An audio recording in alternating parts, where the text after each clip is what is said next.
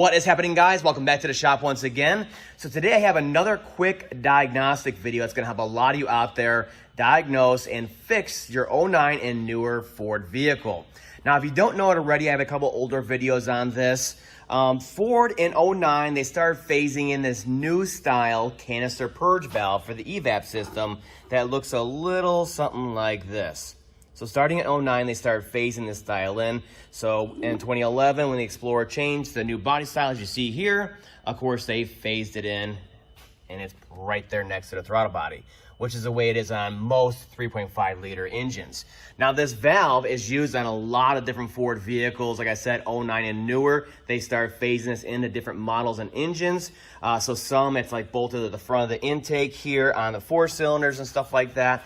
And then on the 3.5, it's right here. But just look around and find it. If you have this style, you probably have this issue, all right? So for whatever reason, they changed this more compact style, and it is more compact. I mean, look at it right there. It's barely there, right? Well, when they did that, they lost reliability. For years, Old Faithful, this sucker right here.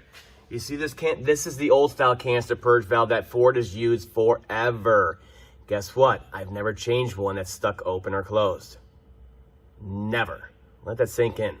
And this one, of course, it's an 05 F-150 sitting here for a timing job, and he has no problem with it also. So, again, when they changed in 09, they had some reliability issues, and they're still having those problems to this day.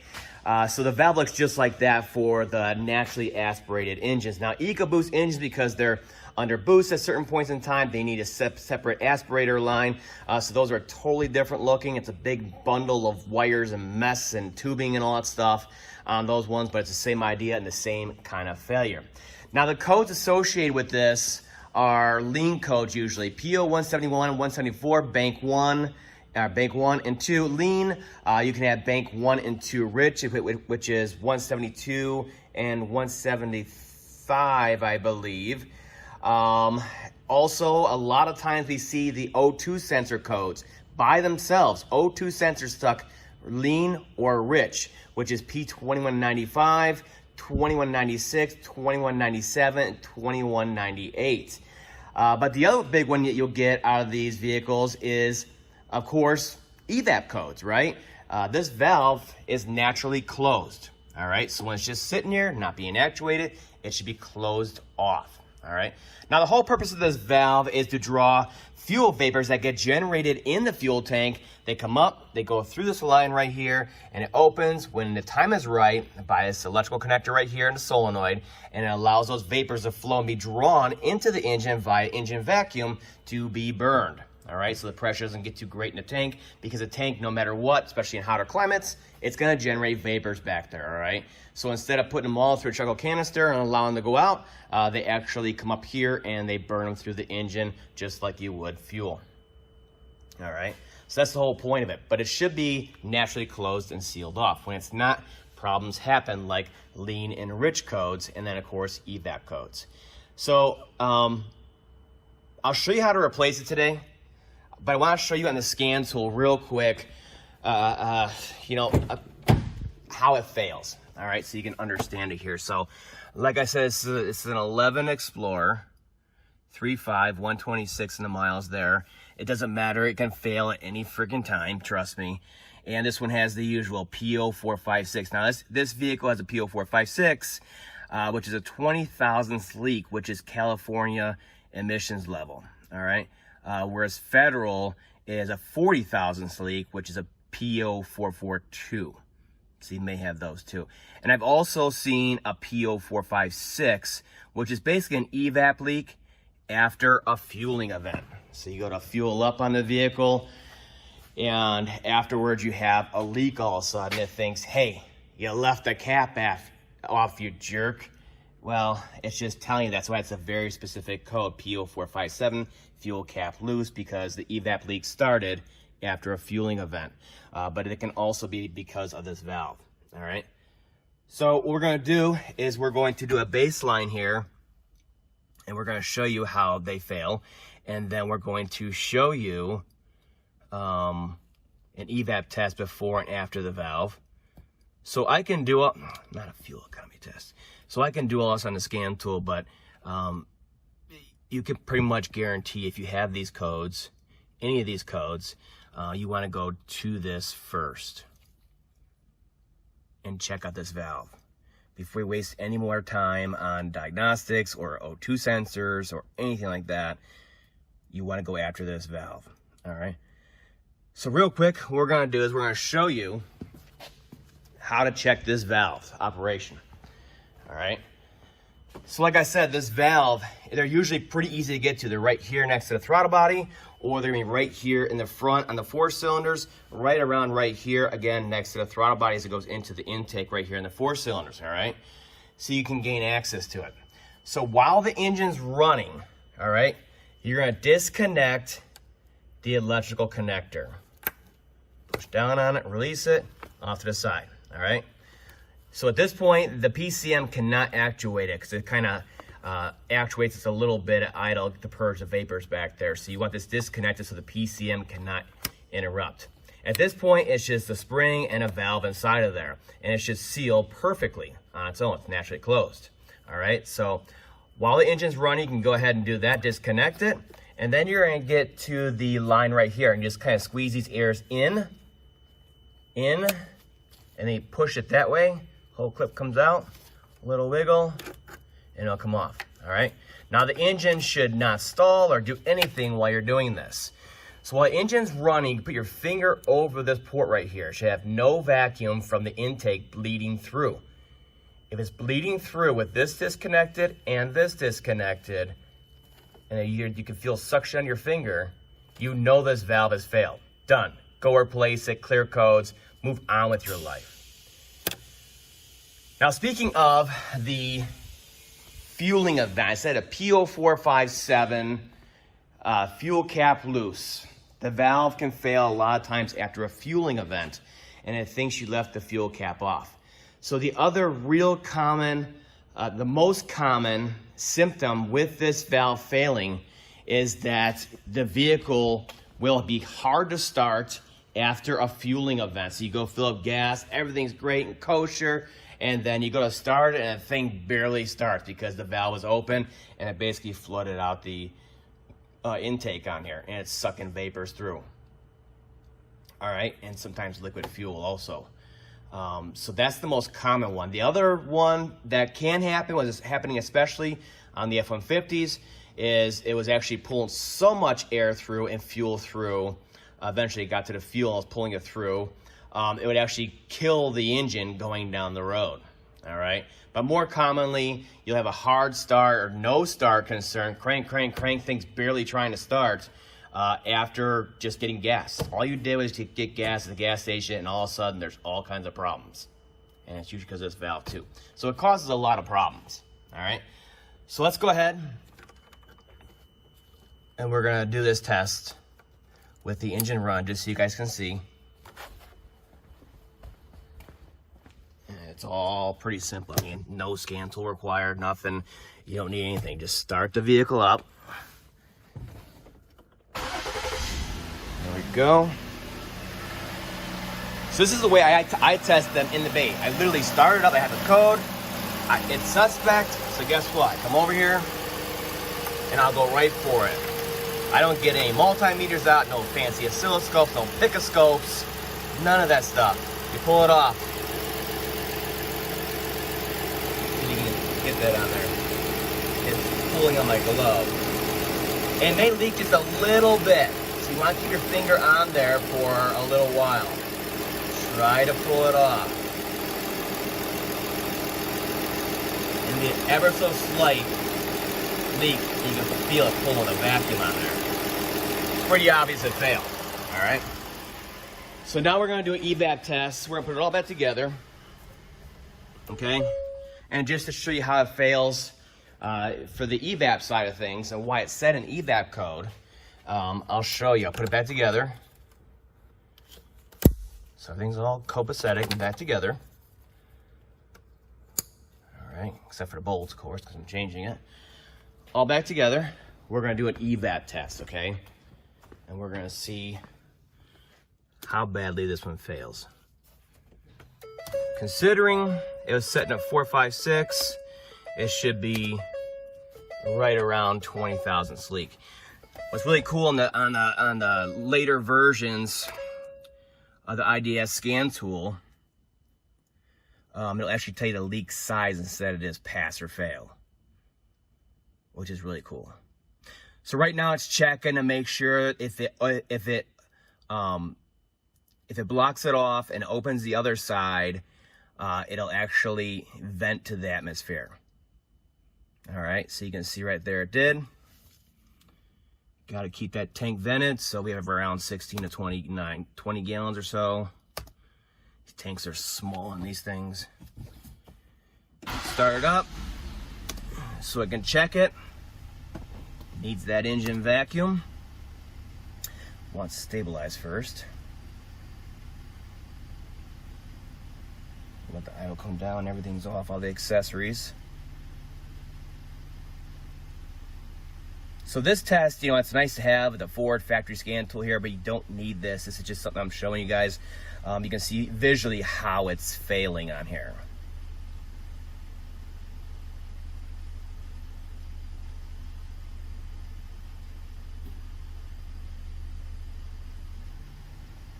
So right now it's going to go ahead and pull a vacuum.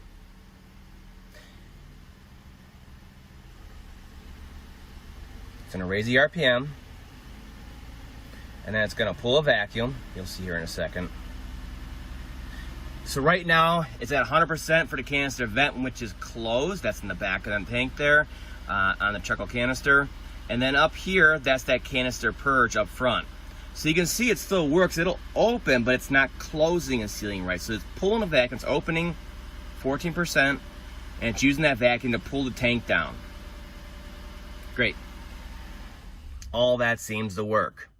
Now we're checking the bleed up rate. So the vent is fully closed, 100% power back there, and a canister purge has no power going to it. It's naturally closed, right? So it should close all on its own. But you can see we're just creeping up constantly here. You see it? We're just creeping all the way up. So by the time it gets past that 90 some seconds on there, it's going to be outside the limits and it's going to fail. After a while, I can tell it's just going to go outside those limits and it'll actually kick out of the test and give you a bleed up rate. But you see it on there? And that's that very small leak where I was pulling vacuum in my finger.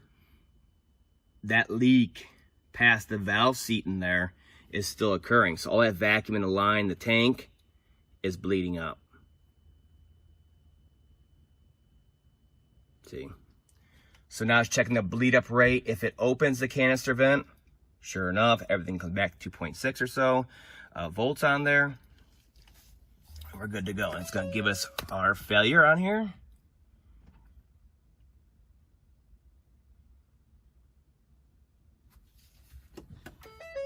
It should give us our amount. So it was kind of weird. It kept coming up like that, right? So right now it's checking to see, is it excessively hot or something like that? Is there a lot of fuel vapors being generated causing it to come up, or is it a true leak? So that's what it's checking right now. I want to see if there's a lot of vapors being generated or there's a real problem here. So it just gives a little bit of time. It's going to see. Things really don't change that much. You can see the canister vent back there is plugged off. And it's waiting just to verify. And they'll give us this nice graph on here of exactly how it failed and how long it took. Like I said, it's really cool. It gives you down to the spec that it's seeing it failed at. And again, none of this is required. I'm just showing you guys. And in a second, we're going to redo this test, and we are going to put our finger over that valve and close it off, and you'll see it pass all of a sudden. All right. So right here, like I said, my finger being on the end of that port, I was getting a little bit of suction. I was pulling my glove a little bit there. I could feel it. And it's only around 22 thousandths of a leak on there, which is over the California limit. And this vehicle Even though it says vehicle spec is 50 state emissions, this vehicle is a California emissions level based on the Ford Oasis system. That's why it's setting this code, and it's basically freaking out about it. So right here, I mean, it's kind of contradictory. So right here it tells you 50 state emissions level, but down here it'll tell you 20,000s is a leak spec, which used to be California only. Maybe the newer vehicles, it's everywhere. But as far as I know, 40,000s is federal and 20,000s is California still. So it just goes to show it failed. It wants you to check all this other stuff. Forget that. We're going to get out of here, and we're going to do it my way, and we're going to show you how to verify there's no more evap leaks either. So you really know this valve has failed. So like I said, a lot of times you get lean and rich codes in here, hard start concerns after fueling, but you can also get evap codes. So evap codes, hey, we just duplicated it. Now, if we put our finger over it, will it be okay? Yeah, if it is, then we know that valve has failed. I mean, it's pretty cut and dry. So again, we're gonna do that same test once again.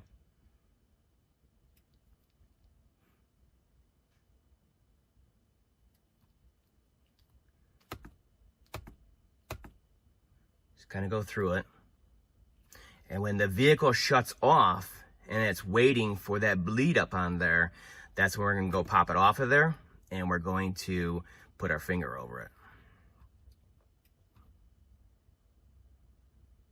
So I'm actually going to bring this out there. So right now it's doing the same exact thing. So that tells it the vent is working. Fuel tank pressure sensors within range, because that is used to figure all this out. So if the fuel tank pressure sensors failed back there, then all these tests are invalid, you know. So it's verifying all that. It's going through its checks and balances. Okay, so I'll go ahead and start it on here. Okay, since we are wireless, what we're gonna do is we're gonna let this thing go through its whole thing. It's gonna shut down all by itself, and we're gonna be there and waiting to put our finger over this. So what we're gonna do is we're gonna let it go through its test, just like before. But with everything connected, bolt out, we're gonna pop it out of there, put our finger on it, hold it tight, and then sit here and watch the bleed up rate.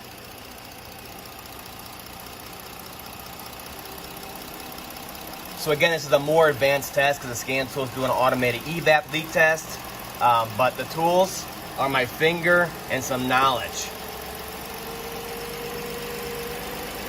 Not getting multimeters out and picoscopes and stuff like that. Can't stand that stuff. So again, it's going to pull it down. It has no problem pulling it down because that valve will open. No problem. The pintle on there, the seat is what's not working.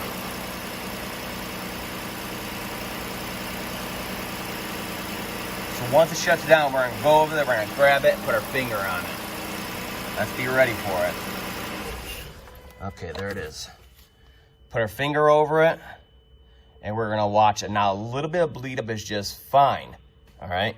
So you can see I have my finger over that side. That's where it's bleeding off to. So it's coming through this hose right here, which is in a vacuum with the tank and everything else back there, and it's bleeding down past it right into the intake, all right?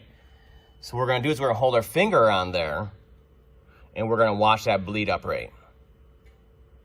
And you can see it's creeping much, much slower. It's obviously not gonna get past the outside limits there by that time period.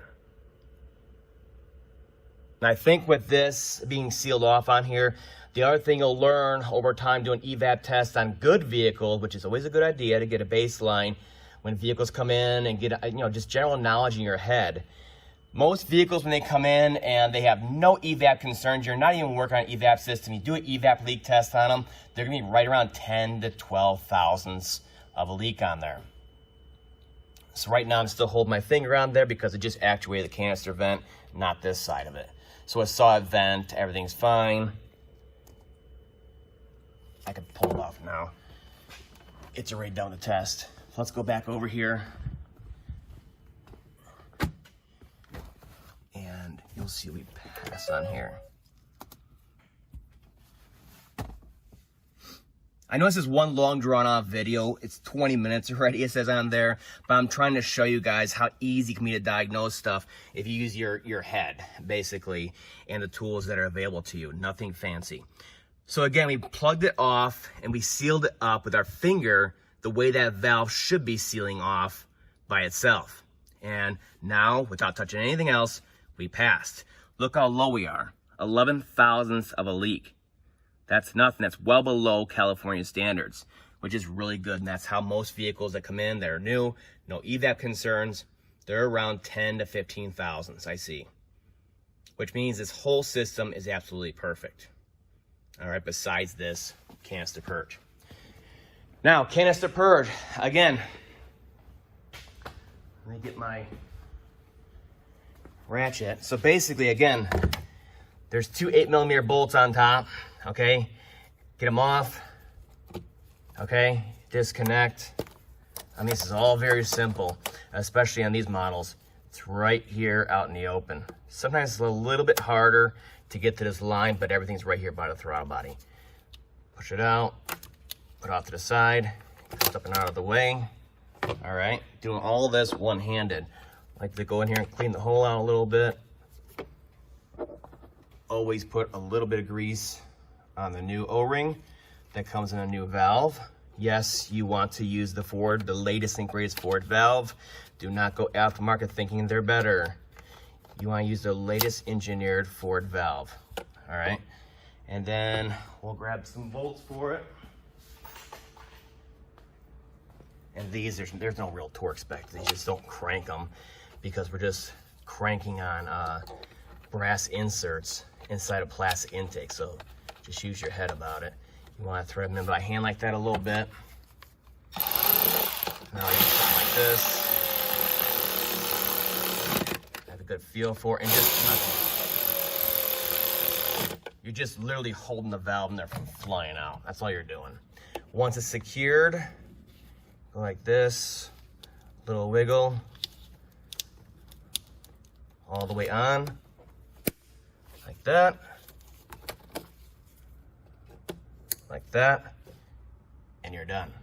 So at that point, what you can do, if you don't have a scan tool, is simply disconnect your negative battery cable off to the side, 5-10 minutes, and then you can come back, reconnect it, start the vehicle up, let idle, learn to idle and stuff like that, and then just drive it normally. It's constantly monitoring the evap system, so if there's a concern with this valve still, or the evap system, or leaks, or rich codes or lean codes, it will let you know. There's no need to go back in and check anything. Now for me, for my customers, I have the tools. Of course, I'm going to go back in and do another evap test and clear codes manually, but I'm not gonna bore you guys with that. So, with that being said, I hope you guys enjoyed this video. I hope it helped you fix your Ford yourself. I'll see you next time, guys.